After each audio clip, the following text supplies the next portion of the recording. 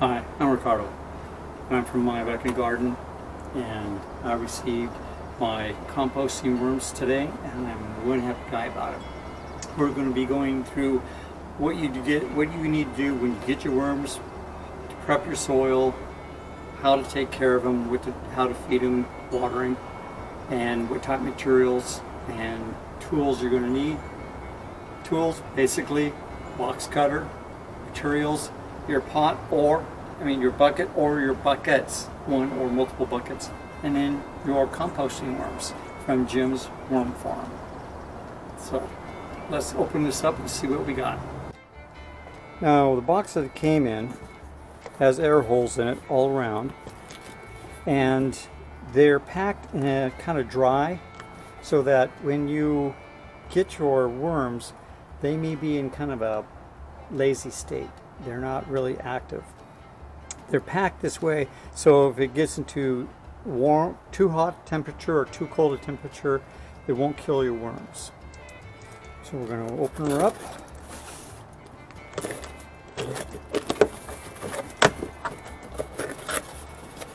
Now, the very first thing I do a quick smell check to make sure it doesn't smell rotted. And they have good instructions. They've been shipped in dry peat moss.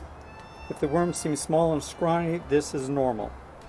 It's been an average 4 days since they've had food or water. They regain their original size and strength within 2 days as long as they receive the instructed amount of hydration. On the back has all the, I guess you read it that way. That was all the instructions of how to set it up.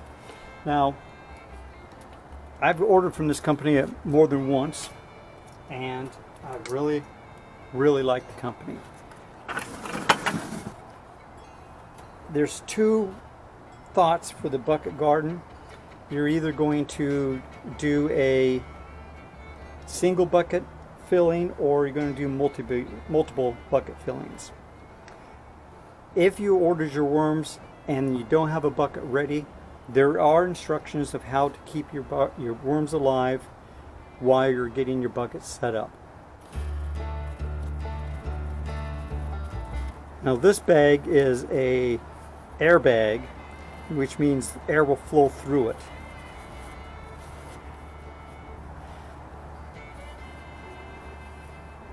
Dry peat moss, and there's already some worms. Look at that. And they're active. Very nice. Now the peat moss didn't feel completely dry. There was a slight moisture to it, but not like you couldn't squeeze any water out of the whole thing. This is my compost bin.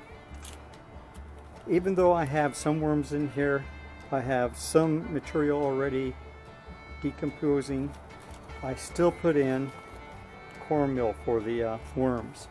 One of the things Jim talks about is if your bucket's not ready, then you're going to want to put some cornmeal and a little bit of water in that bag. And of course the water's going to run out because it's an air bag. But the cornmeal is something that the worms can eat quite readily. So I always throw some cornmeal in my garden or my composting bin before I put my worms in. I want to make sure that as they go through this, that they have plenty of food that's readily available. They may not dig down to where the composting is really going on. Then we got to make sure it's wet.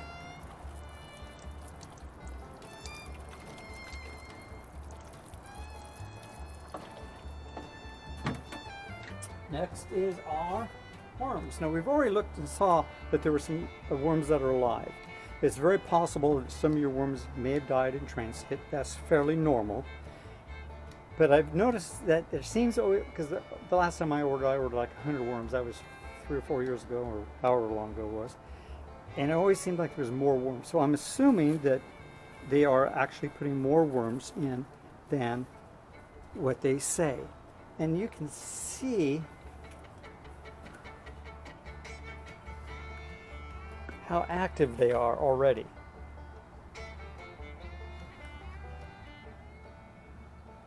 This is a really good shipment. I'm very, very pleased with it. Okay, now the other thing is that these worms, they're in such close contact with each other, they probably have mated. So there's probably some egg sacs ready to drop off these worms. So I'm getting more than 250 worms basically. That's it. That's all there is to taking care of your worms for a single bucket. Now if you're going to do a multiple bucket, you would put these worms onto a flat surface and let them, dig down, get them in kind of a sunny spot. They don't like sun. Scrape off the peat moss, keep scraping down so you have nothing but worms, and then divide them up to make an equal amount of worms per bucket. I'm kind of leaning towards put everything in one bucket, let them really multiply fast. Then once they get to that point of good egg sac drop, talking about a month or month and a half, then as you reach in and you scrape out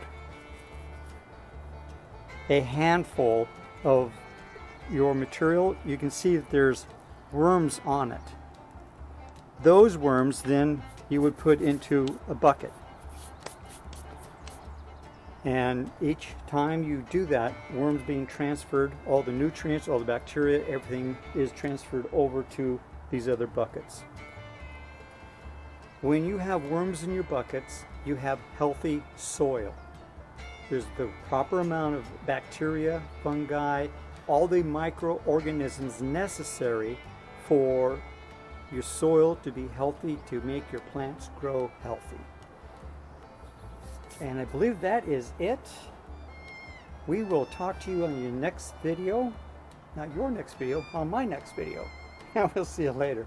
Bye.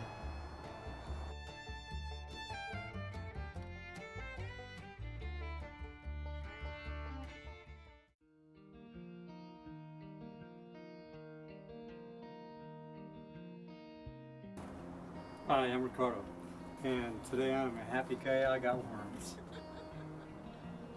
I don't know worms. I got worms.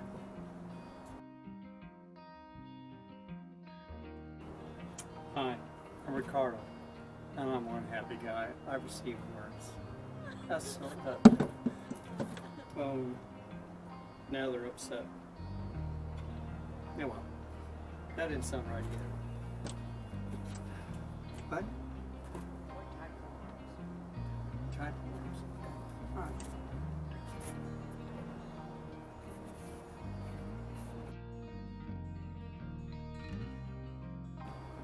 Hi, I'm Ricardo, and I'm from.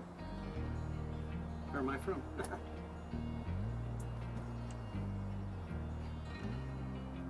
Hi, I'm Ricardo.